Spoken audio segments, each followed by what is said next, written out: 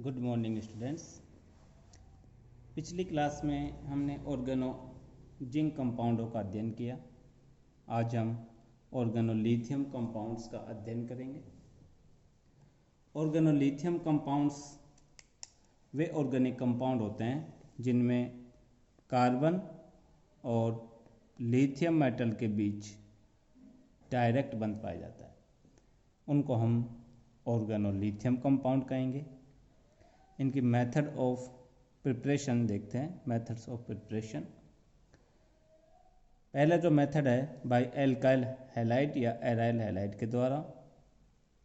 Alkyl halide या aryl halide की reaction direct lithium metal से करवाने पर लो टेम्परेचर पर और इनर्ट सॉल्वेंट में तो ऑर्गेनोलिथियम कंपाउंड प्राप्त होते हैं। दूसरा मेथड है बाय हैलोजन एक्सचेंज मेथड। इसमें एरोमेटिक हैलाइड की रिएक्शन किसी दूसरे ऑर्गेनोलिथियम कंपाउंड से करवाने पर लिथियम का अटैचमेंट इस एरोमेटिक रिंग के साथ में हो जाता है और एरोमेटिक ऑर्गेनोलिथियम कंपाउंड प्राप्त होते हैं। तो ये तो इनके method of preparation organolithium compound बनाने की विधियाँ थी। अब इसकी केमिकल रिएक्शंस का अध्ययन करते हैं। ऑर्गेनोलिथियम कंपाउंड्स की केमिकल रिएक्शन पढ़ें उससे पहले हम ऑर्गेनोलिथियम कंपाउंड में कार्बन और लिथियम मेटल के बीच जो बंध है इसकी पोलरिटी को समझते हैं।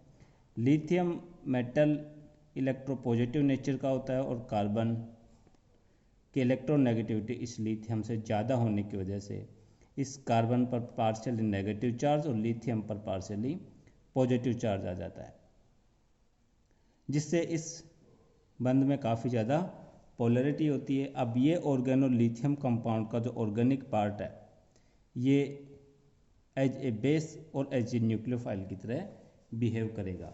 तो पहले इसकी केमिकल रिएक्शन अपन पढ़ते हैं विद एक्टिव हाइड्रोजन कंपाउंड्स, यानी एसिड बेस रिएक्शंस इसकी पढ़ेंगे। किसी भी ऐसे ऑर्गेनिक कंपाउंड जिसके पास एसिडिक हाइड्रोजन है, जैसे अल्कोहल हुआ, वाटर हुआ, एसिड हुआ, इनके साथ organolithium compound acid base reaction दे करके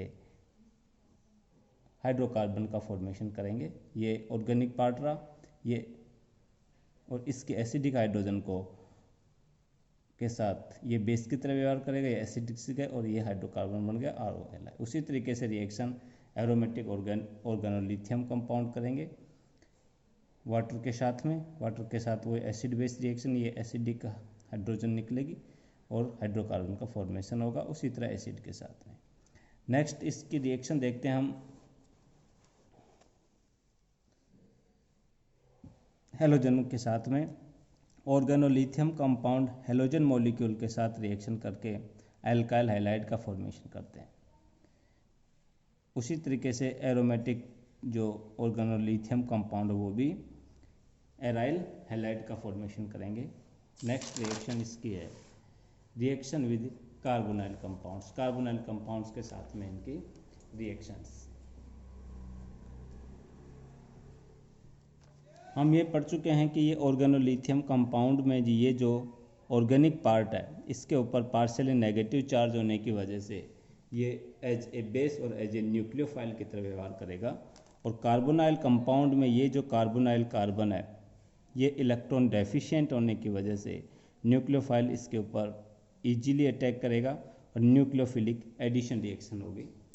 ये देखो ये organic part as a nucleophile की तरह बिहेव कर रहा है और यहाँ पर न्यूक्लियोफिलिक एडिशन रिएक्शन और हाइड्रोलाइसिस के बाद 1 डिग्री अल्कोहल।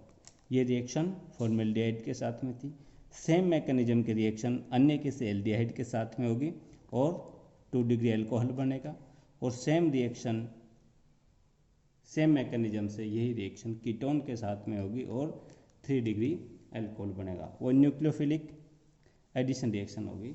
तो फॉर्मेल्डिहाइड के साथ 1 डिग्री अल्कोहल, अन्य किसी एल्डिहाइड के साथ 2 डिग्री अल्कोहल और कीटोन के साथ 3 डिग्री अल्कोहल का फॉर्मेशन होगा। नेक्स्ट इसकी रिएक्शन है इपोक्साइड रिंग ओपनिंग। जो इपोक्साइड रिंग होती है इसमें रिंग स्ट्रेन काफ़ी ज़्यादा होता है क्योंकि ये एक 3 मेंबर्ड रिंग है।